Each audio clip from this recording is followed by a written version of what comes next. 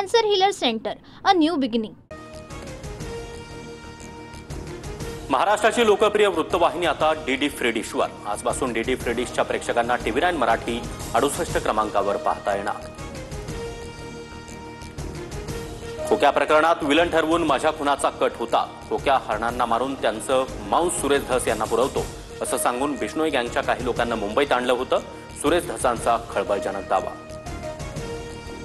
Dhananjay Munde Pankaja मुंडेंच्या file घेऊन माझ्याकडे आले होते, पण मी पंकजा मुंडेंविरोधात लढण्यास नकार दिला. अंजली दमानी यांचा गौप्यस्फोट. धनंजय मुंडेंच्या निकटवर घनवट यांच्याकडून 11 शेतकऱ्यांची फसवणूक. 20 कोटींच्या जमिनींचा 2 लाखात व्यवहार केला.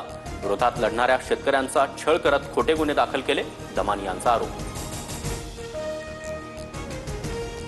विनाकारण बदनाम करण्याचा प्रयत्न. अंजली दमानी यांकडून आरोपांची कागदपत्र घेऊन तपासणी करा.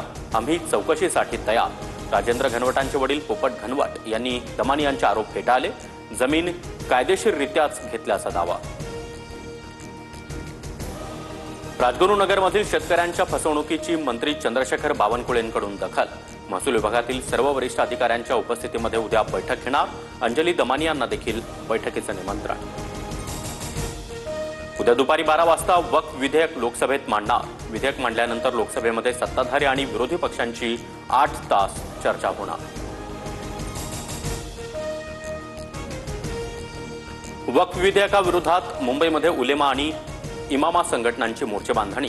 मुस्लिमांची संपत्ती बळजबरीनं ताब्यात घेण्याचं षडयंत्र असल्याचा आरोप. चंद्रबाबू नायडू, नितीश कुमारांसह सर्व इतर धर्मनिरपेक्ष पक्षांनी सोबत उभं राहण्याचं आवाहन. उद्या उद्धव ठाकरेंची सेना बाळासाहेबांचा विचार राखणार की राहुल गांधींच्या पावलावर पाऊल टाकून तुष्टीकरण करणार, बघूया. वक्फ विधेयक सादर होण्याच्या पार्श्वभूमीवर फडणवीसांचं खोचक ट्विट. बीडमध्ये हत्यांची मालिका सुरूच. अंबाजोगाईमध्ये तरुणावर कोयत्यानं वार. उपचारादरम्यान मृत्यू. 3 जणांविरोधात गुन्हा दाखल. धाराशिवच्या कळंबमधील मनीषा बिडवेच्या हत्येनंतर आरोपी रामेश्वर भोसले 2 दिवस त्याच घरात राहिला. मृतदेहा शेजारी बसूनच आरोपीनं जेवणही केल्याची धक्कादायक माहिती समोर. आरोपी उस्मान सय्यद आणि राण्या भोसलेला अटक. अदानी समूहानं देवनार डम्पिंग ग्राउंडची जागा स्वच्छ करून मागितली. याचं मुंबई पालिकेवर ओझं म्हणून अदानींना मदत करण्यासाठी सरकारनं घनकचरा टॅक्स लावला. आदित्य ठाकरेंचा गंभीर आरोप. प्रशांत कोरटकरचा जामीन अर्ज कोल्हापूर न्यायालयानं फेटाळला. महापुरुषांबाबत आक्षेपार्ह वक्तव्याप्रकरणी कोरटकर सध्या कोठडीत. राज ठाकरेंच्या शिवतीर्थ निवासस्थानी उद्या सकाळी 11 वाजता बैठक. मनसे नेते, सरचिटणीस आणि प्रमुख पदाधिकारी उपस्थित राहणार. पदाधिकाऱ्यांसाठी कामाचं स्वरूप जाहीर करणार. राज्यातील अनेक भागात ढगाळ वातावरण. कोकण किनारपट्टीला येलो अलर्ट तर जळगाव, नाशिक, अहिल्यानगरला ऑरेंज अलर्ट जारी. कोल्हापुरात गारांचा पाऊस.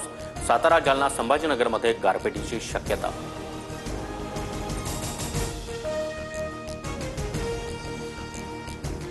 Cancer healer centre, a new beginning.